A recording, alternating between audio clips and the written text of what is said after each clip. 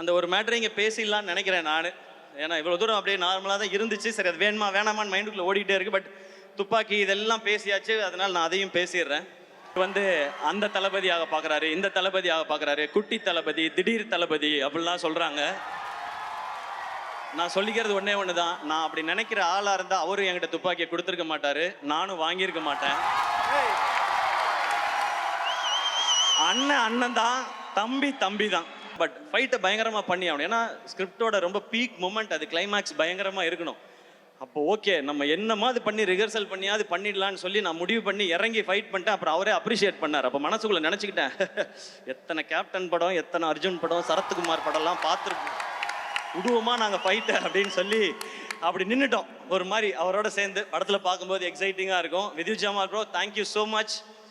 ஏன்னா அந்த சிங்க் வரணும் ரெண்டு பேருக்கும், இல்லைன்னா கண்டிப்பாக 1-2 அடி விழும். அப்படியே விழுந்துச்சு, ரெக்கவர் ஆகிறதுக்கு 2-3 நாள் ஆச்சு.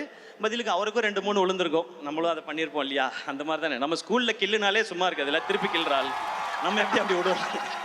இந்த பக்கம் துப்பாக்கி டைரக்டர், இந்த பக்கம் துப்பாக்கி வில்லன், நடுவில் நம்ம. அண்ட் இதுக்கு நடுவில் வந்து விஜய் சார் வந்து அவரோட ஒரு சீன் நமக்கு துப்பாக்கி கொடுக்குற மாதிரி. தலை அஜித் சார் மன்றத்தை கலைச்சு ரொம்ப வருஷம் ஆச்சு. நீங்க மன்றத்தை கிளச்சாலும் பரவாயில்ல, நாங்க உங்க கூட தான் நிப்போன்னு நிக்கிறாங்க. இந்த பக்கம் கமல் சார், அவர் மாதிரி பெர்ஃபார்ம் பண்ண இந்தியாவிலே ஆள் கிடையாது. அவர் வெற்றி தோல்வி இதெல்லாம் விட்டுட்டு உண்மையான கலைஞன், என்னோட கலைஞன், உலகநாயகன் கூட இன்னமும் நிக்கிறாங்க. இந்த பக்கம் சூப்பர் ஸ்டார் ரஜினிகாந்த் சார் 50 வருஷமா சூப்பர் ஸ்டாரா நிற்கும் போது அவங்களோட நிக்கிறாங்க. இந்த மாதிரி தான் அடுத்திருக்க Suriya sir, Vikram sir, Simbu sir, Dhanush sir, இவங்க எல்லாருக்கும் ரசிகர்கள் இருக்கிறாங்க. அப்படி போய் அவங்க ரசிகர்களை நம்ம எடுத்துக்க முடியாது, நம்ம ரசிகர்களை சம்பாதிக்கணும். மறக்காம நியூஸ் பேஸ்க்கு சப்ஸ்கிரைப் பண்ணி பெல் ஐகானை பிரஸ் பண்ணுங்க. ஒட்டுமொத்த அரங்கம் யாருடைய குரலுக்காக காத்துட்டு இருக்கோ, அரங்கத்திலயும் சரி ஆன்லைன்லயும் சரி எவ்வளவு பேர் ரசிச்சுட்டு இருக்கீங்க, வெயிட் பண்ணிருக்கீங்க அப்படின்றது தெரியும். என்னால் இவ்வளோதான் முடியும் அப்படின்னு முடிவு பண்ணுறது யாருமே பண்ணக்கூடாது. நான் என்னால் எதுவும் முடியும் அப்படின்னு நம்பிக்கை வைத்தவர் அவர். அவருக்குன்னு ஒரு பாதையை உருவாக்கினார், அதில் ஜெயிச்சார். இவர் போகும் பாதையில் ஜெயிக்கும்போது நாங்கள் எல்லாரும் ஜெயிச்சோம் அப்படின்ற மகிழ்ச்சி நம்ம உட்கார்ந்துருக்க ஒவ்வொருத்தரும் கொண்டோம். The man himself is Sivakarthikeyan.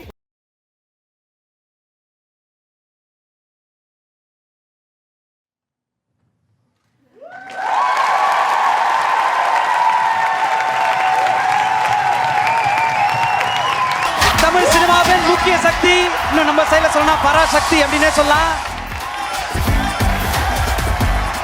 எங்க வீட்டு பிள்ளைன்னா எம்ஜிஆர், நம்ம வீட்டு பிள்ளைன்னா வேற யாரு, அண்ணன் சிவகார்த்திகேயன் அவர்களுக்கு மீண்டும் ஒரு முறை ஒரு பெரிய கைத்தட்டல் கொடுக்கணும் அப்படின்றது ஆசை.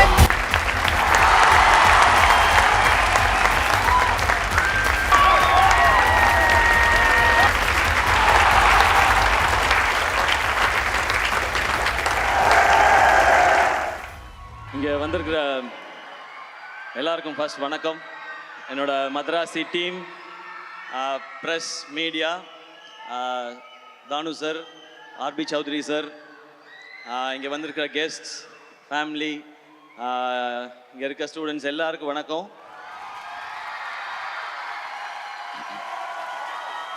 நான் விழும்போது கை கொடுத்து, எழும்போது என்னை தூக்கி விடுற என்னுடைய ஃபேன்ஸான என் பிரதர்ஸ் அண்ட் சிஸ்டர்ஸ் எல்லாருக்கும் வணக்கம், நன்றி. ஃபர்ஸ்ட் எல்லாருக்கும் ஒரு தேங்க்ஸ் சொல்லிக்கிறேன். இதுக்கு முன்னாடி அமரனுக்கு நீங்கள் கொடுத்த வரவேற்புக்கு ரொம்ப பெரிய நன்றி. இது அமரனுக்கு அடுத்த படம் மதராசி.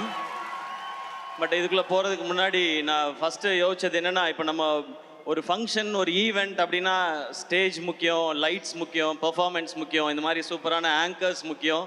பட் இதெல்லாம் தாண்டி ரொம்ப முக்கியம் க்ரௌட், ஆடியன்ஸ். நீங்கள் இல்லைன்னு வச்சுங்களேன், அதுவும் இப்படி ஒரு இதில் இப்போ ஆடியோ லான்ச்க்கு என்ன ஆயிடுச்சுன்னா, க்ரௌடு முக்கியன்றதை விட அந்த வென்யூ முக்கியமாயிடுச்சு. Sairam college, thank you. நீங்களாம் காலேஜ் வரீங்களோ இல்லையோ, நான் அடிக்கடி வந்துடுறேன் சாய்ராம் காலேஜுக்கு. எனக்கு தெரிஞ்சு நம்ம சார் இருக்காரு, எனக்கு தெரிஞ்சு ஆடியோ லான்ச்சுக்கு ஒரு தனி கோர்ஸ் வந்துடும் நினைக்கிறேன் சாய்ராம் காலேஜில் கொஞ்ச நாளில். ஸோ எனக்கு முன்னாடி வரும்போது ஆடியோ லான்ச்சுக்கு போகிறோம், அங்கே எப்படி இருக்கும் அப்படின்னு தெரிலன்னு இருந்துச்சு. இப்போ சாய்ராமுக்கு போகிறோம், நம்ம இடத்துக்கு போகிறோம், என்ன ஜாலியாக இருக்கும் அப்படின்றது தான் ஃபீல். இது நான் சும்மா நீங்கள் கை தட்டுவீங்க அப்படின்றதுக்கு சொல்லலை. இங்கே இருக்கிற இந்த ஹீட்டில், இந்த வேர்வையில் கடந்த 4 மணி நேரமாக நீங்கள் ஒரு எனர்ஜி கொடுத்துட்ருக்கீங்கல்ல, வேற லெவல்.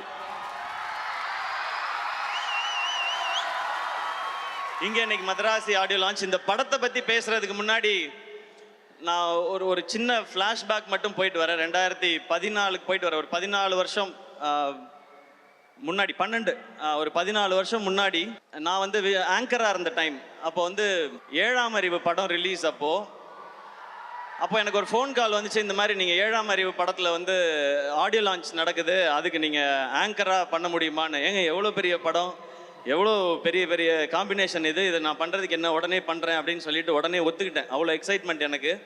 அப்புறம் ஒரு 2 நாளில் திரும்ப ஃபோன் வந்துச்சு, இல்லைங்க அது கரெக்டாக வராதுன்னு நினைக்கிறேன், அது வந்து ஒரு ஹீரோ வச்சு போகலான்னு முடிவு பண்ணிட்டாங்க, அதனால் நீங்கள் அதில் ஆங்கரிங் பண்ண முடியாது, ஸ்கிரிப்ட் பண்ணுறீங்களான்னு கேட்டாங்க. நான் சொன்னேன், ஏங்க இவ்வளோ பெரிய படத்தில் ஏதாவது ஒரு பார்ட்டாக இருந்தால் கூட எனக்கு ஓகே தான், அதனால் நான் வந்து பண்ணுறேன்னு சொன்னேன். அந்த ஷோ வந்து ஜெய் அண்ணன் ஹோஸ்ட் பண்ணாங்க. எனக்கு அவரை ரொம்ப பிடிக்கும். அதனால் நான் இந்த மாதிரி ஒரு ஈவெண்ட் ஸ்டேஜுக்கு பின்னாடி சைடில் நின்று ஜெய் அண்ணனுக்கு வந்து நெக்ஸ்ட் லிங்க் சொல்லிகிட்டே இருக்கணும். அந்த கேப்பில் வந்து நான் பார்த்தா சூர்யா சார் உட்காந்துருக்காங்க, முருகதாஸ் சார் உட்காந்துருக்காங்க, பக்கத்தில் உதயநிதி ஸ்டாலின் சார் உட்காந்துருக்காரு, செம்ம க்ரௌடு எல்லாமே இருக்குது. அந்த கேப்பில் தான் அது தெரிஞ்சுக்கிட்டே இருந்தது. அதுவே எனக்கு அவ்வளோ சந்தோஷம். அந்த ஆங்கரிங் சான்ஸ் நான் எதிர்பார்த்தது எதுக்கான, இன்றைக்கி ஒரு சான்ஸ் கிடச்சிதுன்னா நம்மளோட திறமையெல்லாம் ஏதாவது காமிச்சு முருகதாஸ் சார் படத்தில் ஏதாவது ஒரு ரோல் வாங்கிடலாமா அப்படின்னு ஆசையோடு தான் வந்தேன். ஆனால் ஸ்டில் அந்த ஷோவை நான் என்ஜாய் பண்ணேன். அப்படியே ஒரு சில வருஷம் கழித்து இன்னொரு ஃபோன் கால் வந்தது. முருகதாஸ் சாரோட ஏஆர் முருகதாஸ் ப்ரொடக்ஷன்ஸில் ஒரு படம் பண்ணுறாங்க, அவருடைய அசிஸ்டண்ட்டை வச்சு, நீங்கள் ஹீரோவாக நடிக்கணும்னு சொல்கிறாங்க. அடடே, இதுக்கு தானே நம்ம ஆசைப்பட்டோம், நம்ம ரெடின்னு சொல்லி போனேன். அதுதான் அந்த மான் கராத்தே படம். அந்த படம் ஆடியோ லான்ச்சில் வந்து முருகதாஸ் சார் இருந்தாங்க, சீஃப் கெஸ்ட் வந்து சங்கர் சார். அப்போ நான் பேசும்போது சொல்லியிருந்தேன், நான் இப்போ தான் ஆரம்பிச்சிருக்கேன், என்னைக்காவது ஒரு நாள் நான் வந்து முருகதாஸ் சார் டைரக்ஷனில் நடிக்கணும், சங்கர் சார் டைரக்ஷனில் நடிக்கணும், அதுதான் என்னுடைய ஆசை, அதுக்கு என்னுடைய திறமையும் வியாபாரத்தையும் நிச்சயமாக வளர்த்துக்குவேன்னு சொல்லி பேசியிருந்தேன். அப்போ அந்த ஆடியோ லான்ச் வந்தப்போ, அப்போ தான் அந்த சோஷியல் மீடியா ஆரம்பித்த டைம். அதில் எல்லாருமே நிறையா கிண்டல் பண்ணாங்க. 2 படம் ஓடிடுச்சுன்னா உடனே உனக்கு முருகதாஸ் படம் கேட்குதா, சங்கர் படம் கேட்குதான்னு சொன்னாங்க. ஆனால் அன்றைக்கி ஒரு நம்பிக்கை மட்டும் இருந்துச்சு, விடாமல் உழைச்சா என்றைக்கோ ஒரு நாள் அது நடந்துரும்ன்ற நம்பிக்கை இருந்துச்சு. நீங்கள் கை தட்டிக்கிட்டே இருந்தீங்க, நான் ஓடிக்கிட்டே இருந்தேன். இன்னைக்கு மதராசி ஏஆர் முருகதாஸ் சார் டைரக்ஷனில் நான் ஹீரோ இங்கே நின்று பேசிக்கிட்டு இருக்கேன். இது நான் மட்டும் உழைச்சி அப்படி பண்ணிட்டெல்லாம் கிடையாது. நம்மால் ஒருத்தன் ஓடுறான்டா, அவனை தட்டி கொடுறா, தூக்கிட்டு போகணுண்டான்னு சொல்லி நீங்கள் எல்லாரும் கை தட்டி என்னை தூக்கிட்டு வந்தீங்க, நீக்கே வச்சுருக்கீங்க. அந்த எனர்ஜியோட தான் இந்த படத்தில் நான் வேலை பார்த்துருக்கேன். ஏஆர் முருகதாஸ் சார், நீங்கள் வந்து எல்லா ஹீரோஸ்க்கும் உங்களோட நடிக்கணும்னு ஆசை சார். ஏன்னா உங்களுடைய படங்கள் அந்த மாதிரி. உங்களுடைய முதல் படம் தலையோட தீனா, அவருக்கு தலைன்னு டைட்டில் கிடைச்ச படம்.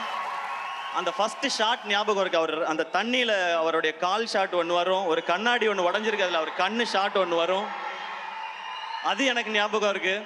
அதுக்கடுத்து நீங்கள் கேப்டனை வச்சு ரமணா பண்ணீங்க. அது வரைக்கும் நம்ம பார்த்த கேப்டன் வேற, ஒரு மாஸ் ஹீரோவாக இருந்த கேப்டனை மாஸ் லீடராக மாற்றினது ரமணா படமும் அவருடைய அந்த லுக்கும் பர்ஃபார்மன்ஸும். அதுக்கப்புறம் கஜினி சொல்லவே வேணாம். சூர்யா சாரை பயங்கரமாக நம்ம ரசிச்சுட்டு இருக்கும்போது அவருக்கு 2 ஷேடு. இந்த பக்கம் வந்து சஞ்சய் ராமசாமின்னு பயங்கர ஸ்டைலிஷாக ஒரு லவர் பாயாக ஒரு சைடு, இன்னொரு சைடு அந்த மொரட்டு ஆக்ஷனாக அவருடைய லுக். அதுக்கப்புறம் துப்பாக்கி, அது தமிழ் சினிமாவில் ஹீரோஸோட மாஸை ரீடிஃபைன் பண்ண படம். அதில் விஜய் சார் எப்படி இருந்தாங்க, அந்த ஐ எம் வெயிட்டிங்கிறது பயங்கர ஸ்பெஷல். அதுக்கப்புறம் நீங்கள் கத்தி பண்ணீங்க, தர்பார் பண்ணீங்க. அது மட்டும் இல்லாமல் நீங்கள் ஒர்க் பண்ண ஹீரோஸ்லாம் பார்த்தா சூப்பர் ஸ்டார் ரஜினி சார், இந்த பக்கம் சிரஞ்சீவி சார், இந்த பக்கம் மகேஷ் பாபு சார், அப்புறம் ஆமீர் கான் சார், சல்மான் கான் சார், இந்த வரிசையில் சிவகார்த்திகேயனையும் சேர்த்துக்கிட்டதுக்கு ரொம்ப தேங்க்ஸ்.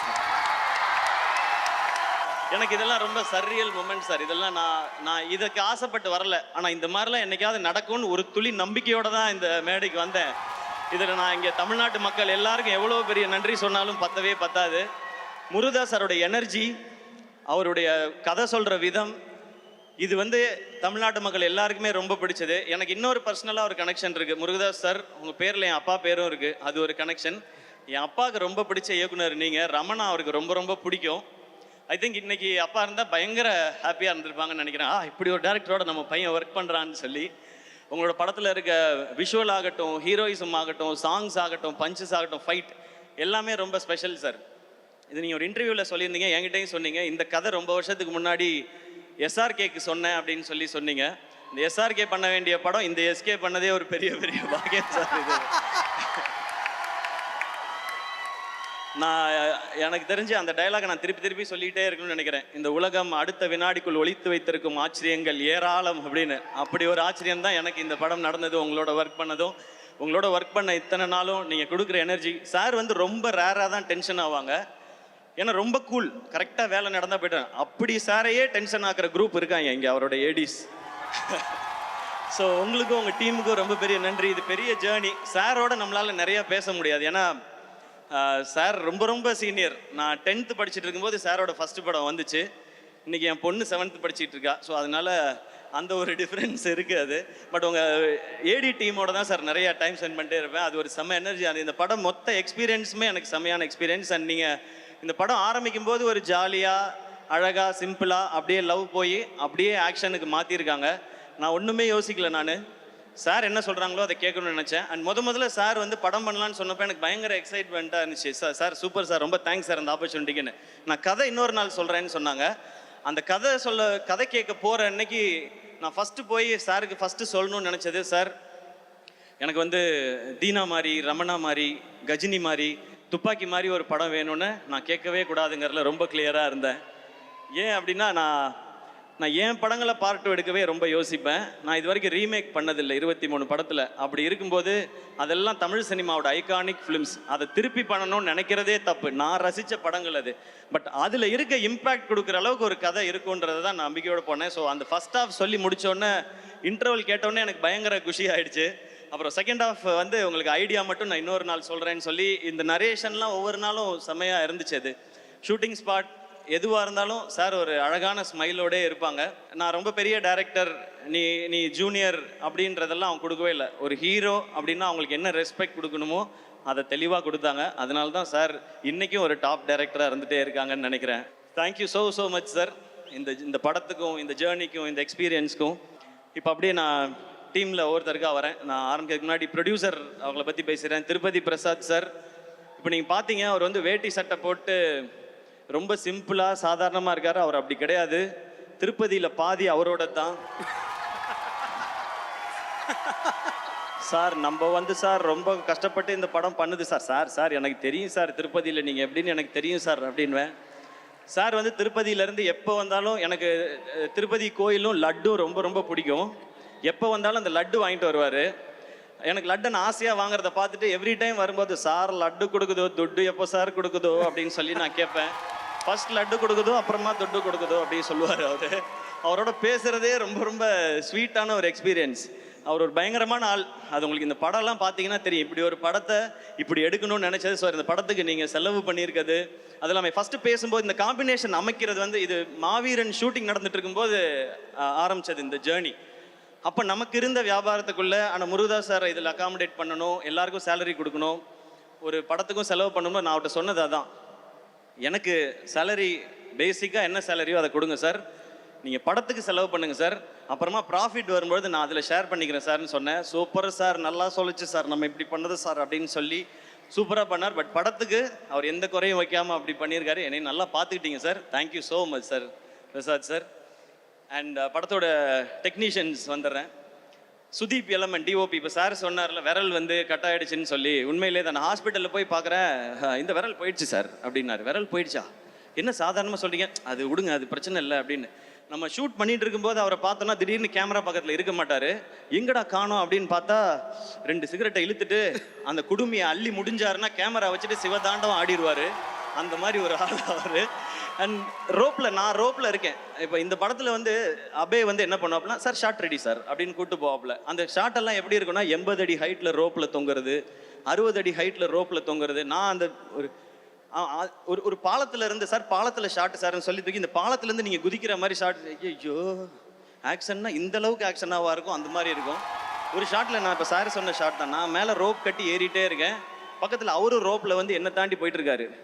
சேட்டா எந்த இவடே என்ன ஷார்ட்டு ஒரு சாயா அடிக்குமோ அப்படின்னா ஃபஸ்ட்டு டைவ் அடிக்கும், அப்புறமா சாயா அடிக்கும் அப்படின்வாரு. அந்த மாதிரி ஒரு ஒரு ஒரு ரொம்ப அட்வென்ச்சரஸான ஒரு ஆள் Sudeep LMN. But Crazy working with you brother. அதுவும் ஃபைட்டை அவரும் கெவினும் சேர்ந்து எடுத்திருக்க விதம் டெஃபினட்டாக நீங்கள் லவ் பண்ணுவீங்க. இப்போ ட்ரெய்லர் பார்க்குற எல்லாருமே ஆக்ஷன் சூப்பராக இருக்குன்னு சொல்கிறாங்க. Kevin and Stephen great job, thank you. அதுக்கப்புறம் art director Arun Maaveeran work பண்ணவர். மாவீரனில் நீங்கள் பார்த்த எல்லாமே மேக்ஸிமம் செட்டு தான், அதெல்லாம் ஒர்க் பண்ணவர் அவர் தான். இன்றைக்கி அந்த படத்துக்கு ஒரு பெரிய வரவேற்பு இருக்குது. மாவீரன் அப்படின்னா ஒரு ஸ்பெஷல் ஃபிலிமாக வச்சுருக்காங்க. அதுக்கப்புறம் இந்த படத்தில் சேர்ந்தது ரொம்ப ரொம்ப சந்தோஷம். And artist Vikranth brother, Shabeer brother, இவங்களோடலாம் ஒரு சூப்பர் எக்ஸ்பீரியன்ஸ். அண்ட் இந்த படத்தில் பிஜு மேனன் சார் நடிக்கிறாருன்னா பயங்கர எக்ஸைட் ஆகிட்டேன். ஏன்னா எல்லார் மாதிரியும் நானும் ஐயப்பனும் கோஷியமுக்கு பயங்கரமான ஃபேன். அதுலேயும் அந்த செருப்பை கழட்டி விட்டுட்டு ஒரு ஷாட் போவார்ல, அதெல்லாம் பார்த்து நம்ம பயங்கர பேஜாராயிருக்கோம். ஷூட்டுக்கு வருவார், அவர் ஷூட்டில் நடந்து வரும்பொழுது வந்து ஹாய் ஹலோ அப்படின்னு சொல்லுவார். நமக்கு பக் பக்குன்னு இருக்கும். அந்த மாதிரி ஒரு வாய்ஸு, ஒரு ப்ரெசன்ஸ். பட் பேசினா ஒரு ஒரு ஒரு க்யூட்டான ஒரு பேபி, அவ்வளோ நல்ல ஹார்ட் அவருக்கு. இந்த படம் பண்ணிகிட்டு இருக்கும்போது நான் ப்ரொடக்ஷனில் ஒரு படம் ரிலீஸ் ஆச்சு, இல்லை கொட்டுக்காளி ரிலீஸ் ஆச்சு. அப்போ அவர் என்கிட்ட வந்து சொன்னார், டக்குன்னு வந்து படம் ரிலீஸ் இல்லை அப்படின்னாரு. ஆமாம் சார், கேரளாவில் என்ன ப்ரமோஷன்னாலும் என்னை கூப்பிடுங்க, நான் வந்து பண்ணித்தரேன் அப்படின்னாரு. Thank you so much sir. Your ஒரு கிரேட் பர்சன் சார். உங்களோட ஒர்க் பண்ணது, கற்றுக்கிட்டது, வாய்ஸை எப்படி ஒரு சீனுக்கு யூஸ் பண்ணுங்கிறத நான் அவர் நடிக்கும்போது பார்த்துக்கிட்டே இருந்தேன். Thank you so much sir. இந்த படத்தில் நீங்கள் நடித்தது, உங்கள் கூட நான் நடித்தது எனக்கு ரொம்ப ரொம்ப சந்தோஷம் சார். அண்ட் இந்த படத்தில் ராஜேஷ்ன்னு சொல்லிட்டு எனக்கு இந்த கேரக்டருக்காக ஆக்டிங் ட்ரெயின் பண்ணி கொடுத்தார் ராஜேஷ். அவர் இந்த படத்தில் நடிச்சும் இருக்காரு. இதுக்கு யாராவது ஒருத்தர் அப்படி வேணும்னு சார் கேட்கும்பொழுது எனக்கு ரொம்ப சந்தோஷமாக இருந்துச்சு. இப்படி யாராவது ஒருத்தர் நம்மளை கைட் பண்ணால் நல்லா இருக்கும். சாரோட ஸ்கிரிப்ட், அவருடைய டைரக்ஷன் எல்லாம் என்னை எவ்வளோ நல்லா பெர்ஃபார்ம் பண்ண வச்சோம். இந்த படம் பார்த்து உங்களுக்கு பிடிச்சதுன்னா அதில் ஒரு பங்கு ராஜேஷ் அவர்களுக்கும் இருக்குது. Thank you so much Rajesh. எனக்கு கூடவே இருந்து அவ்வளோ பார்த்துக்கிட்டாரு டப்பிங் வரைக்கும். தேங்க்யூ. ருக்மிணி. இந்த படம் மதராசின்றது ஒரு ஒரு ஒரு மேட்னஸ், ஒரு ஆக்ஷனாக இருக்கட்டும், லவ்வாக இருக்கட்டும், அது ஒரு மேட்னஸ். அது லவ் எவர்கிரீன். தியாகராஜ பாகவதர் காலத்தில் ஆரம்பித்து அனிருத் அவர்களுடைய காலம் வரைக்கும் லவ்ங்கிறது வந்து எப்போவுமே எவர்கிரீனாக இருக்கிறது. அந்த காலத்துலலாம் லவ் ரொம்ப நல்லா இருந்துச்சுப்பா. இந்த காலத்தில் இந்த ஜென்சி பசங்க லவ்வே சரியில்லைப்பா அவனுங்க, அப்படிலாம் கிடையவே கிடையாது. எல்லா காலத்துலேயும் லவ்ங்கிறது பியூர். லவ் பண்ணுற பசங்களாகட்டும், லவ் பண்ணுற பொண்ணுங்களாகட்டும், உண்மையாக ஒரு பார்ட்னர் கிடச்சிட்டா அவங்களுக்காக என்ன எக்ஸ்ட்ரீமுக்கும் போவாங்க, என்ன வேணாலும் செய்வாங்க. அப்படி உண்மையாக ஒரு லவ் கிடைச்சா அந்த மாலதின்ற பொண்ணுக்காக ரகு என்ன எக்ஸ்ட்ரீம் வரைக்கும் போவான் அந்த பொண்ணுக்காக அப்படின்றது தான் இதனுடைய ரொம்ப கோர் தாட். கதையை ஒன்றும் ரொம்ப இல்லை சார். ஸோ அதான் சொல்லிட்டேன், அப்புறம் என்னன்றீங்களா சார்? இல்லை ஓகே சார், அவ்வளோதோடு நிறுத்திக்கிறேன் சார். நான் அதுக்கு ஒரு கேரக்டர் வேணும்போது சார் சொன்னாங்க ருக்மிணி இந்த ரோலை பண்ணுறாங்க அப்படின்னு சொன்னாங்க. ஏன்னா அந்த லவ்ன்றது அந்த அந்த அந்த ஹீரோயினையோ அந்த பொண்ணையோ நமக்கு ரொம்ப பிடிக்கணும். ஏன்னா ரியல் லைஃப்பில் பார்த்தீங்கன்னா ஒரு பையன் தான் ஹீரோவாக உணர்றதே ஒரு பொண்ணு அந்த பையனை திரும்பி பார்க்கும்போது தான். அந்த பொண்ணு அவனை லவ் பண்ணும்போது தான் அவன் தான் ஒரு ஹீரோன்னு நினச்சி இருப்பான் அவன். அதுவும் ஒரு பொண்ணு காலத்துக்கும் நான் உன் கூடயே வரேன்னு கையை பிடிச்சிட்டான்னா அவன் சூப்பர் ஹீரோ தான் அது. ஸோ அப்படி ஒரு கேரக்டர் ஒரு பொண்ணு இருக்கணும்னா அதுக்கு ருக்மிணின்னு சொல்லும்போது நான் அந்த டைம் தான் சப்தசாகரதா செல்லோ பார்த்துருந்தேன். கரெக்டாக சொல்கிறேன்னா ஓகே, அதோட சைடியே பார்த்துருந்தேன் நான். அப்புறம் இவங்க அந்த கேரக்டருக்கு ரொம்ப நல்லா இருப்பாங்க. இந்த படம் பார்க்குற எல்லாருக்கும் மாலதியை ரொம்ப பிடிக்கும். அவங்கள பார்த்தா இந்த பொண்ணுக்காக என்ன வேணால் செய்யலான்னு தோணும்.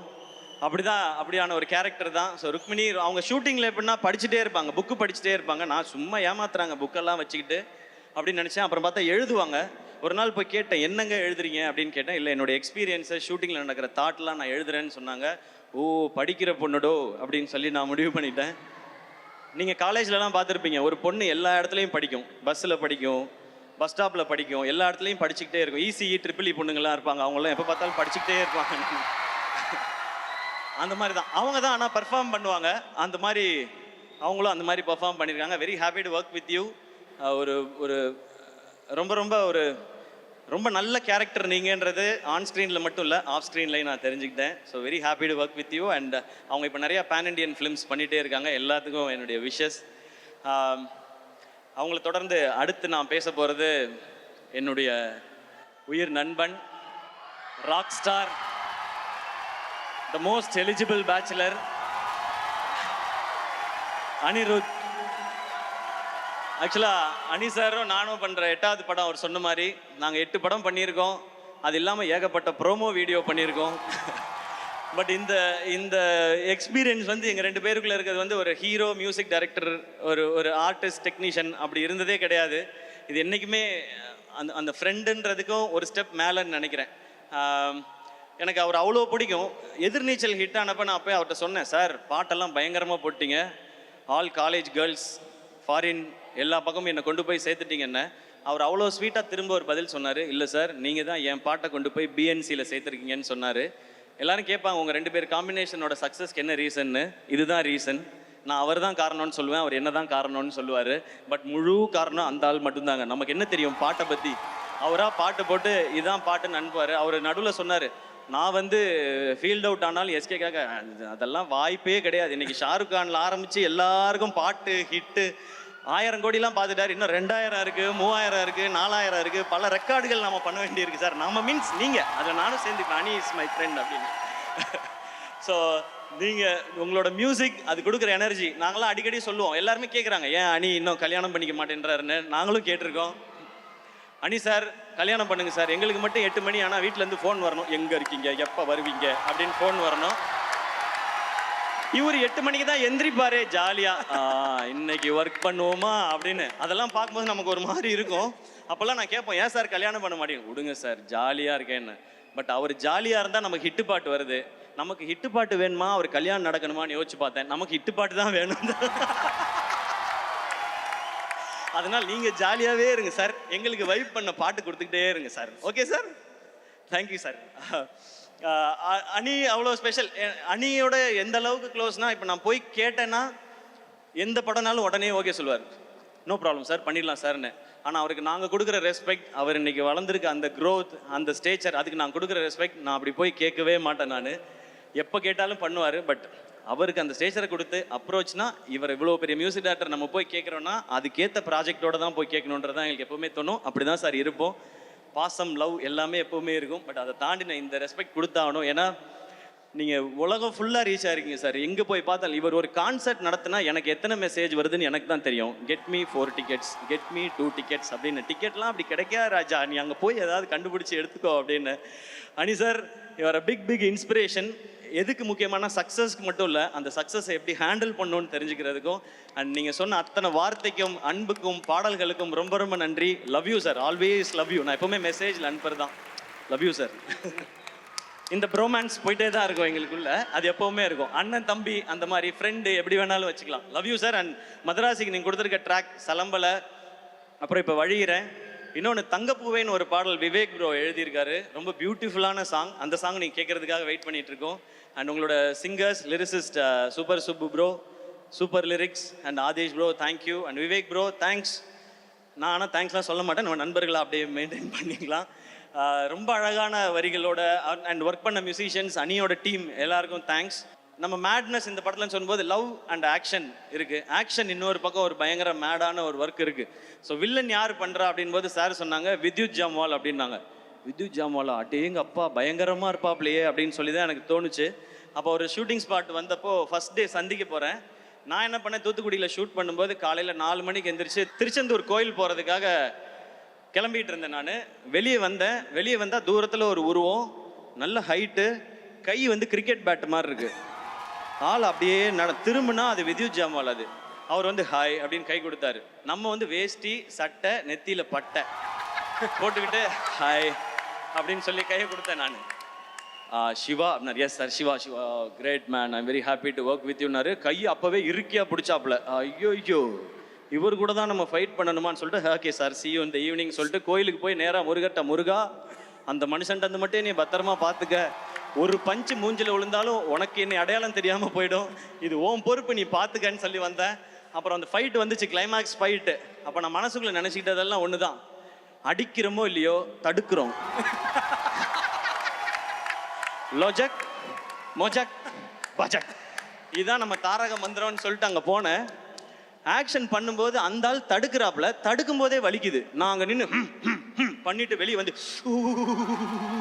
இந்த ஆள் உண்மையிலே அடிக்கிறான், இதை விடக்கூடாது அப்படின்னு சொல்லி இந்த ஃபைட்டை பயங்கரமாக பண்ணி. ஏன்னா அவர் ப்ரொஃபஷனல், அவர் பயங்கரமாக you can do it man, come on man, you can do it அப்படின்னு கையை மட்டும் கொடுக்காத, நீ நசுக்கி விட்டுருவா, இந்த வேலையை வச்சுக்காது அப்படின்னு சொல்லி தான் நான் பண்ணேன். பட் ஃபைட்டை பயங்கரமாக பண்ணி ஆகணும். ஏன்னா ஸ்கிரிப்டோட ரொம்ப பீக் மூமெண்ட் அது, கிளைமேக்ஸ் பயங்கரமாக இருக்கணும். அப்போ ஓகே நம்ம என்னமாவது பண்ணி ரிஹர்சல் பண்ணியாவது பண்ணிடலான்னு சொல்லி நான் முடிவு பண்ணி இறங்கி ஃபைட் பண்ணிட்டேன். அப்புறம் அவரே அப்ரிஷியேட் பண்ணார். அப்போ மனசுக்குள்ளே நினச்சிக்கிட்டேன், எத்தனை கேப்டன் படம், எத்தனை அர்ஜுன் படம், சரத்குமார் படம்லாம் பார்த்துருக்கோம், விடுவோமா நாங்கள் ஃபைட்டை அப்படின்னு சொல்லி அப்படி நின்றுட்டோம். ஒரு மாதிரி அவரோட சேர்ந்து படத்தில் பார்க்கும்போது எக்ஸைட்டிங்காக இருக்கும். Vidyut Jamal bro, thank you so much. ஏன்னா அந்த சிங்க் வரணும் 2 பேருக்கும், இல்லைன்னா கண்டிப்பாக 1-2 அடி விழும். அப்படியே விழுந்துச்சு, ரெக்கவர் ஆகிறதுக்கு 2-3 நாள் ஆச்சு. பதிலுக்கு அவருக்கும் 2-3 விழுந்திருக்கும். நம்மளும் அதை பண்ணியிருப்போம் இல்லையா? அந்த மாதிரி தானே நம்ம ஸ்கூலில் கில்லுனாலே சும்மா இருக்குது, இல்லை திருப்பி கில்றாள், நம்ம எப்படி அப்படி விடுவோம்? ஸோ அதெல்லாம் நடந்துச்சு. பட் ஒரு ஒரு ஒரு கிவ் அண்ட் டேக்கில் நல்லா வந்திருக்குன்னு நம்புகிறேன். சார் அப்ரிஷியேட் பண்ணும்போது ரொம்ப சந்தோஷமாக இருக்குது. இந்த இந்த இந்த ஷூட்டிங் ஸ்பாட்டே ஒரு மாதிரி நமக்கு ஒரு ரொம்ப சரியலான எக்ஸ்பீரியன்ஸ் தான். ஏன்னா அவங்க எல்லாருக்கும் தெரியும் எனக்கு துப்பாக்கி படம் எவ்வளோ பிடிக்கும்னு சொல்லி. நான் அந்த டைமில் போட்ட ட்வீட் ஒன்று இருக்குது, இன்னைக்கு தேதியில் கையில் துப்பாக்கி வச்சுருக்கவனோட துப்பாக்கி டிக்கெட் வச்சுருக்கவன் தான் பெரிய ஆள், I got the FDFS ticket ஐசேன்னு சொல்லியிருப்பேன். அந்தளவுக்கு எனக்கு அந்த படம் பிடிக்கும். அந்த படம் ட்ரெய்லர் வரும்போதே எனக்கு அவ்வளோ ஆர்வம். இப்போ ஷூட்டிங்கில் யோசிச்சு பாருங்கள், எனக்கு இந்த பக்கம் துப்பாக்கி டைரக்டர், இந்த பக்கம் துப்பாக்கி வில்லன், நடுவில் நம்ம, அண்ட் இதுக்கு நடுவில் வந்து விஜய் சார் வந்து அவரோட ஒரு சீன் நமக்கு துப்பாக்கி கொடுக்குற மாதிரி. இதை எதிர்பார்த்து அன்னைக்கு அந்த ட்வீட் நான் போடலை. சார் படத்தில் நடிப்பேன்னு நினச்சி நான் போடல, இதெல்லாம் நடக்கும்னு நினச்சி போடல. இது கடவுளும் நீங்களும் கொடுத்தது, இப்படி தான் நடக்கணும்னு நீங்கள் முடிவு பண்ணியிருக்கீங்க, அதுபடி போயிட்டுருக்கு. ஸோ இது அத்தனைக்கும் உங்கள் எல்லாருக்கும் நான் நன்றி சொல்லணும்னு நினைக்கிறேன். அண்ட் இவ்வளோ தூரம் அதை பேசிட்டதுனால அந்த ஒரு மேட்ரை இங்கே பேசிடலான்னு நினைக்கிறேன் நான். ஏன்னா இவ்வளோ தூரம் அப்படியே நார்மலாக தான் இருந்துச்சு. சரி அது வேணுமா வேணாமான்னு மைண்டுக்குள்ளே ஓடிக்கிட்டே இருக்குது. பட் துப்பாக்கி இதெல்லாம் பேசியாச்சு, அதனால் நான் அதையும் பேசிடுறேன். இந்த விஜய் சாரோட இந்த சீன் நடித்ததுக்கப்புறம் நிறைய பேருக்கு ரொம்ப சந்தோஷம், ரொம்ப அழகாக இருக்கேன் இந்த சீனுன்னு சொல்லி. நான் அதை பார்க்குற விதம் வந்து நல்லா பண்ணுற தம்பி, நீ இதை இன்னும் நல்லா பண்ணுன்னு அவர் தட்டி கொடுக்குறதா தான் நான் பார்த்தேன். ஆனால் ஒரு சிலர் என்ன சொல்ல ஆரம்பிச்சிட்டாங்கன்னா, இவர் வந்து அடுத்த தளபதியாக பார்க்குறாரு, இவர் வந்து அந்த தளபதியாக பார்க்குறாரு, இந்த தளபதியாக பார்க்குறாரு, குட்டி தளபதி, திடீர் தளபதி அப்படிலாம் சொல்கிறாங்க. நான் சொல்லிக்கிறது ஒன்றே ஒன்று தான், நான் அப்படி நினைக்கிற ஆளாக இருந்தால் அவரும் என்கிட்ட துப்பாக்கியை கொடுத்துருக்க மாட்டார், நானும் வாங்கியிருக்க மாட்டேன். அண்ணன் அண்ணன் தான், தம்பி தம்பி தான். இந்த லெவல்லையே நான் இதை புரிஞ்சுக்கிட்டு இப்படி தான் இருக்கணும்னு நான் நினைக்கிறேன். இதை இந்த மேடையில் தெளிவாகவும் சொல்லிக்கிறேன். ஏன்னா எங்கெங்கேயோ சொல்லி பார்த்தேன், அதை சிலர் விடுறதா இல்லை. இப்போ என்ன சொல்கிறாங்கன்னா, இவர் வந்து அவருடைய ரசிகர்களை பிடிக்கணும்னு நினைக்கிறார். அப்படிலாம் யார் ரசிகர்களையும் யாரும் பிடிச்சிட முடியாது ராஜா. ரசிகர்ன்றது ஒரு பவர், ஒரு பவர் அது. விஜய் சார் வந்து இன்னைக்கு நான் படம் லாஸ்ட் படம் நடிக்கிறேன், அடுத்து அரசியலுக்கு போகிறேன் போது பின்னாடியே அவரோட நின்று போகிறாங்க. தலை அஜித் சார் மன்றத்தை கிளச்சி ரொம்ப வருஷம் ஆச்சு. நீங்கள் மன்றத்தை கிளச்சாலும் பரவாயில்ல, நாங்கள் உங்கள் கூட தான் நிற்போன்னு நிற்கிறாங்க. இந்த பக்கம் கமல் சார், அவர் மாதிரி பெர்ஃபார்ம் பண்ண இந்தியாவிலே ஆள் கிடையாது. அவர் வெற்றி தோல்வி இதெல்லாம் விட்டுட்டு உண்மையான கலைஞன், என்னோட கலைஞன், உலகநாயகன் கூட இன்னமும் நிற்கிறாங்க. இந்த பக்கம் சூப்பர் ஸ்டார் ரஜினிகாந்த் சார் 50 வருஷமா சூப்பர் ஸ்டாராக நிற்கும் போது அவங்களோட நிற்கிறாங்க. இந்த மாதிரி தான் அடுத்திருக்க Suriya sir, Vikram sir, Simbu sir, Dhanush சார்னு இவங்க எல்லாருக்கும் ரசிகர்கள் இருக்கிறாங்க. அப்படி போய் அவங்க ரசிகர்களை நம்ம எடுத்துக்க முடியாது, நம்ம ரசிகர்களை சம்பாதிக்கணும். என்னோட ஸ்ட்ரென்த்துக்கு நான் ஏதோ ஒரு 13 வருஷம் போராடி விழுந்து எந்திரிச்சு கஷ்டப்பட்டு நான் கொஞ்சம் பேரை சம்பாரிச்சிருக்கேன் இங்க.